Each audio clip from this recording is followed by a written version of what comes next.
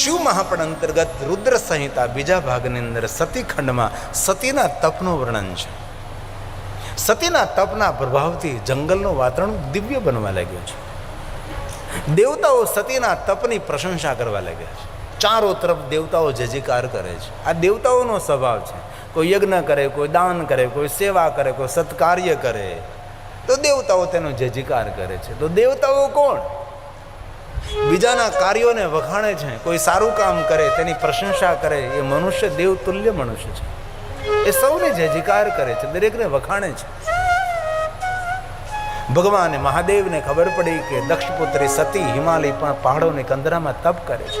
ભગવાન શંકરજી કૈલાસ પહાડને છોડી જ્યાં સતી તપ કરતા હતા ત્યાં ભગવાન આવે છે.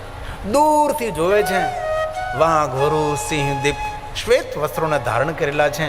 સતીએ શ્વેત ભસ્મનું ત્રિપુંડ છે. ભગવાન શંકરજીને યાદ કરે છે. સતીનું તપ જોઈને ભગવાન મહાદેવજી સતીની સામે પ્રગટ થાય છે. સતીની આંખો બંધ. સતીને ખ્યાલ નથી કે મારી સામે કોણ પ્રગટ થયું છે. પણ ભગવાન શંકરજી સતીના તપની પરીક્ષા કરે છે. ભગવાન શંકરજી સાધુનું રૂપ લે છે. ભિક્ષાન દેહી. સતીએ નેત્રો ખોલ્યા છે. કોણ ભિક્ષા લેવા માટે આવ્યું છે? જોયું તો વ્યવૃદ્ધ કોઈ સાધુ મૂર્તિ છે.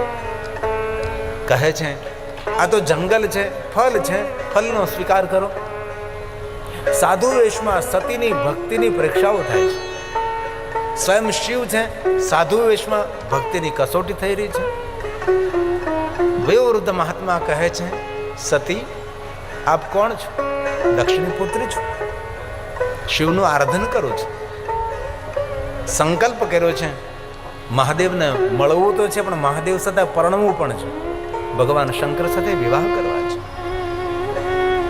સતીની મહાદેવ પ્રત્યેની દ્રઢ ભક્તિ કેટલી છે તે જોવા માટે સ્વયં વયોવૃદ્ધ સાધુ બની અને સતીની સામે શંકર ભગવાનની નિંદા કરવા લાગે છે. સતી હાથ જોડીને વિવેકપૂર્ણ કહ્યું છે આપ સાધુ વેશમાં છો, વયોવૃદ્ધ છો, તેથી ખૂબ મને મર્યાદા રહે છે. તેથી હાથ જોડીને તમને કહું છું હું મહાદેવની ભક્ત છું ને મારી સામે મહાદેવની નિંદા નહીં કરો. અને તમે તો જાણો છો ને સાધુ વેશમાં છો. ન કેવલમ ભવેત પાપમ નિંદા કરતું. જે શિવની નિંદા કરે છે એ પાપી નથી, સાંભળે એ પણ પાપી છે. તેથી તમે તો શંકર ભગવાનની નિંદા કરો છો, મને શા માટે ભગવાન મહાદેવની નિંદા સંભળાવો છો? સતીએ વયોવૃદ્ધ સાધુને વિનંતી કરે છે. ભગવાન મહર્ષિ વેદવ્યાસ કહે છે ન કેવલમ ભવેત પાપમ નિંદા કરતું શિવ યો મે શૃણોતિ તનિંદા પાપ ભક્ષ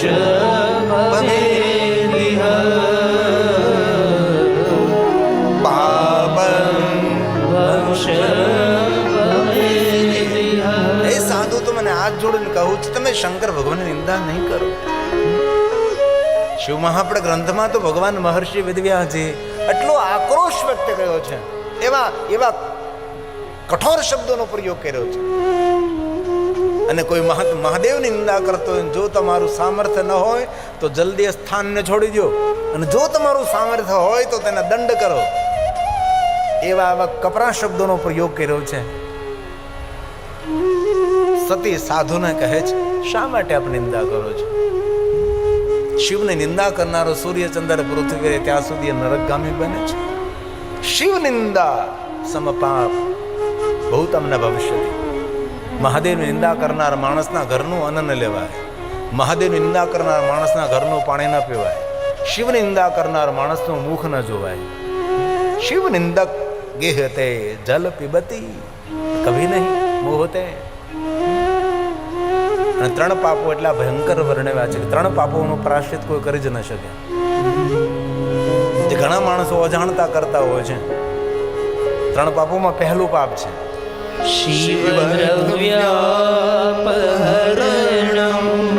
શિવજીના દ્રવ્યનું હરણ કરવું. એ પાપનું નિવારણ નથી. શિવજીના નામથી ભેગું કરેલું દ્રવ્ય પોતા માટે ઉપયોગ કરે છે, એનું નિવારણ નથી. શિવજીમાં આવેલું દ્રવ્ય જેને અધિકાર હોય તેને મળવું જોઈએ. બિન અધિકારી લોકો જ્યારે લઈ લે છે એ દ્રવ્યોનું તેને પાપ લાગે. શિવ દ્રવ્ય અપહરણ, શિવ દ્રવ્યનું હરણ કરવું.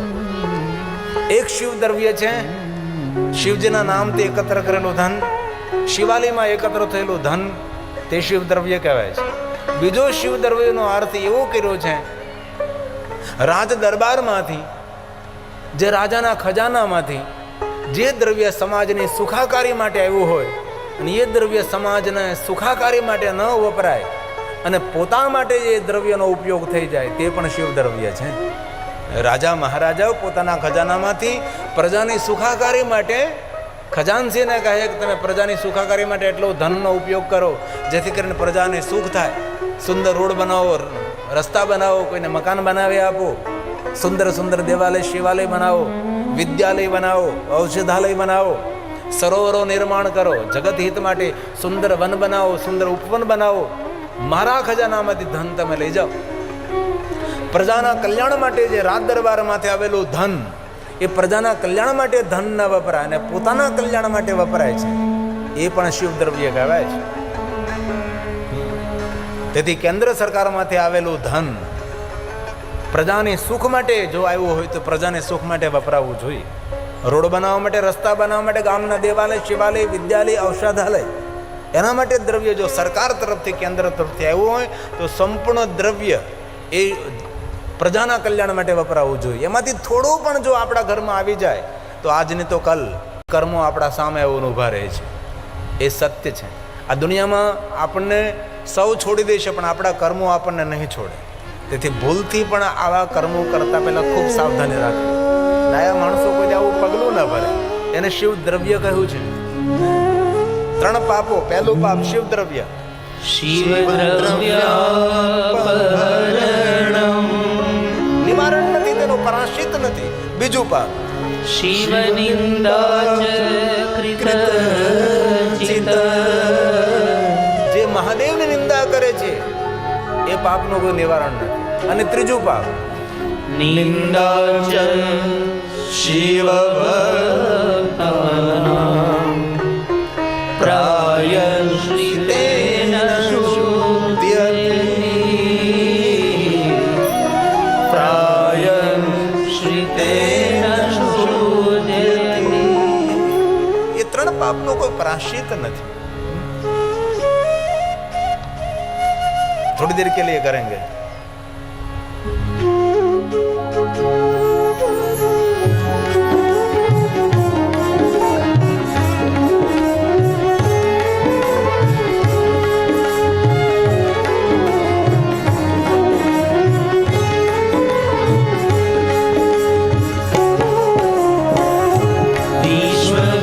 વિશ્વવિધાતા હે જગદાતા, વિશ્વવિધાતા હે જગદાતા, કલ્યાણ કરો મહાદેવ, કલ્યાણ કરો મહાદેવ. વિશ્વવિધાતા હે જગદાતા, વિશ્વવિધાતા હે જગદાતા, કલ્યાણ કરો મહાદેવ, કલ્યાણ કરો મહાદેવ, કલ્યાણ કરો મહાદેવ. સતી હાથ જોડીને સાધુ ના કહે, સાધુ તમે ગણવેશમાં સાધુ છો પણ ગુણવેશમાં તમે સાધુ નથી દેખાતા. તમે શંકર ભગવાનની નિંદા શા માટે કરો છો? મારા હૃદયમાં દ્રઢ ભરોસો છે મહાદેવ પ્રતિ મેરે. જન્મ કોટી લગે રગર અમારે વંદવ શંભો નાતા રહો કુમાર. દ્રઢ ભરોસો, દ્રઢ ભક્તિ, મેરું તો ડગે પણ જેના મનડા ડગે નહીં પાનભાઈ. આવી ભક્તિ, આવો ભરોસો. સતીએ દ્રઢ ભક્તિ દેખાડી છે તો પણ મહાદેવની નિંદા કરે છે. હવે સતીએ નિર્ણય લીધો કે હવે શું કરું? ત્યારે એ સતીએ નિર્ણય લીધો કે આ તપસ્થલે છોડીને અન્ય સ્થાન પર જતી રહું. અમને આવી રીતે જો હું નિંદા સાંભળતી રહીશ તો મારા પુણ્યનો પણ ક્ષય થશે. અને ભૂલથી કોઈની નિંદા કરવી તો નહીં, પણ નિંદા સાંભળવી નહીં. નિંદા સમાન કોઈ પાપ નહીં, સત્સંગ સમાન કોઈ પુણ્ય નહીં. એક ઘડી આધી મેં પુણ્યાદ. જેટલો સમય મળે તેટલો સમય સત્સંગ કરો. ધન્ય ધન્ય વે સાધુ સંગતિ. કોઈ સાધુ પુરુષનો સંગ કરીએ. તમે સતીએ નિર્ણય લીધો કે સ્થાન છોડીને અન્ય સ્થાન જઈને તપસ્યા કરું. સતી એક કદમ બીજું કદમ ભરે છે. ભગવાન શંકરજી સતીની સાડીનો છેડો પકડીને ભગવાન શંકર ઉભા રહે છે. સતીને થયું કે મારી સાડીનો છેડો કોઈ ઝાંખરામાં કોઈ જગ્યાએ ભરાણો લાગે છે. સતી જતા જતા પાછું ફરીને જોવે છે તો ભગવાન સ્વયં સાધુ વેશ છોડી અને ભગવાન સ્વયં શંકરજીના સ્વરૂપમાં સતીની સાડીનો છેડો પકડીને ઉભા છે ભગવાન શંકર. તેથી મહાદેવનું નામ એક લીલાધર છે, લીલા વિશારદ ભગવાન શંકર છે. પણ શંકર આપણો પિતા હોવાથી તેની કોઈ લીલાનું વર્ણન ન કરી શકાય. કારણ કે જગત પિતરો વંદે પાર્વતી પરમેશ્વરો. આપણા સૌના માતા પિતા શંકર અને પાર્વતી છે. તેથી ઘણી બધી લીલાઓનું વર્ણન કરવું એ આપણા માટે યોગ્ય ન કહેવાય, કારણ કે આપણા માતા પિતા છે. મૂળ રૂપમાં શંકરજી દર્શન આપે છે. સતી કહે છે ભગવાન આપ મારી પરીક્ષા કરતા હતા. ભગવાન શંકરજી સતીને કહે છે આપ મારી પરીક્ષામાંથી નિપુર્ણ પૂર્ણ ઉતર્યા છો, હવે તમે વરદાન માગો. સતી વરદાન માગે છે કે મહાદેવજી આપ મારી સાથે વિવાહ કરો. શંકર ભગવાન કહે બીજું વરદાન માગો. ત્યારે સતી બીજું વરદાન માગીને કહે છે કે મારી સાથે સુંદર શૃંગાર કરીને દેવતાઓ તમને જોતા રહી જાય એવું સુંદર રૂપ અને સ્વરૂપ ધારણ કરે મારી સાથે વિવાહ કરો. પિતાંબર શ્વેતાંબર ઉપવસ્ત્ર, સોના ચાંદી હીરા મોટી સુંદર રત્ન જડિત મુકુટ ધારણ કરી આપના રૂપ અને સ્વરૂપને સૌ નિહાળે. ભગવાન શંકરજી સતીને વરદાન આપે છે. ભગવાન શિવ કૈલાસ પધારે છે અને સતી પોતાનું તપ પૂર્ણ કરી પ્રજેશ નગરમાં આવે છે. નગરવાસીઓ સતીનું સ્વાગત કરે છે, પુષ્પની વૃષ્ટિ કરે છે. અમારા રાજા પ્રજેશની પુત્રી ઘનઘોર જંગલમાં તપ કરવા ગઈ હતી અને તપસ્યા કરીને આવે છે. નગરના માણસો જય જયકાર કરે, સતીનું સ્વાગત અને સન્માન બહુમાન કરે છે. આપણે આ ગુજરાતની પરંપરા છે. કોઈ સાધુ સંત આવે તેનું સ્વાગત કરીએ, કોઈ મહાપુરુષ આવે તેનું સ્વાગત કરીએ, કોઈ સમાજ સેવક આવે તેનું સ્વાગત કરીએ, કોઈ મોટો માણસ આવે તેનું સ્વાગત કરીએ. આપણા માતા પિતા યાત્રા કરવા ગયા હોય, યાત્રા કરીને આવે તો સ્વાગત કરીએ. શેરી વળા વિસર્જ કરો. આપણું ગુજરાતી પરંપરા છે.